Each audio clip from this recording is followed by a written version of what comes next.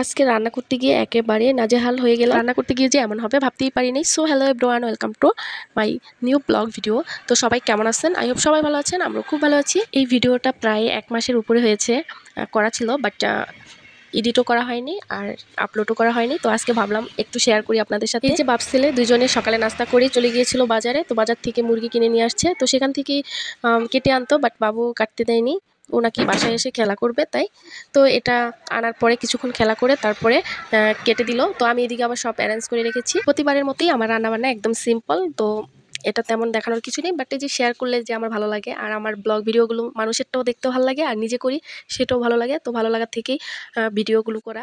তো এই যে মাঝে মধ্যে দেই, সবসময় দিতে পারি না। এখন তো আরও দিতে পারবো না, বাবুকে স্কুলে ভর্তি করার পরে অনেকটাই প্রেশার পড়ে যায়। তো এদিকে আমি মশলাগুলো ব্লেন্ড করে নিয়েছি, এখন বসিয়ে দিব মুরগিটা। তো মুরগিটা বসানোর আগে পেঁয়াজটা ভেজে নিচ্ছি। আজকে রান্নাবান্না শুধু বাসমতি চালের ভাত আর হচ্ছে দেশি মুরগির ঝোল, এটুকুই করব।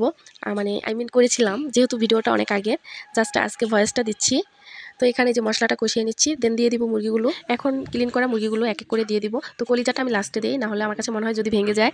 তো এটা জাস্ট কিছুক্ষণ কষিয়ে রাখবো, কষিয়ে তারপরে কলিজাটা দিব। এরপর দিয়ে দিয়েছি স্বাদ মতো লবণ আর কয়েক পিস আলু। তো আলুটা আজকে না ভেজেই দিয়েছি, পরিমাণ মতো জল দিয়ে দিব। আর এইদিকে আমি বসাবো চাউলটা, তো এই জন্য জলটা বসিয়ে দিয়েছি। তো ফুটেও এসেছে, তো ফুটানো শেষ হলে তারপরে আমি দিয়ে দিব এলাচ, লবঙ্গ আর হচ্ছে তেজপাতা। অলরেডি দিয়েও দিয়েছি আর কয়েকটা কাঁচামরিচ। তো এগুলো একটু ভালোভাবে ফুটে আসলে তারপরে আমি চাউলটা দিয়ে দিব। আর ফার্স্টেই বলেছিলাম রান্না করতে এসে একদম নাজেহাল হয়ে গেছি। তো আমি যে ফ্রাই প্যানে চাউলটা বসিয়েছিলাম, তো আমি বুঝতেই পারিনি এটা একদম ভরে যাবে। ভাবছি যে হয়ে যাবে, এই জন্য আলসামি করে আরেকটা পাত্র নিয়ে নিই। তো এইদিকে আবার মুরগিটাও হয়ে গিয়েছিল, তো 2 পিস কাঁচামরিচ দিয়ে দিলাম কেটে। আর এদিকে যে দেখেন চাউলটা একদম ভরে গিয়েছে।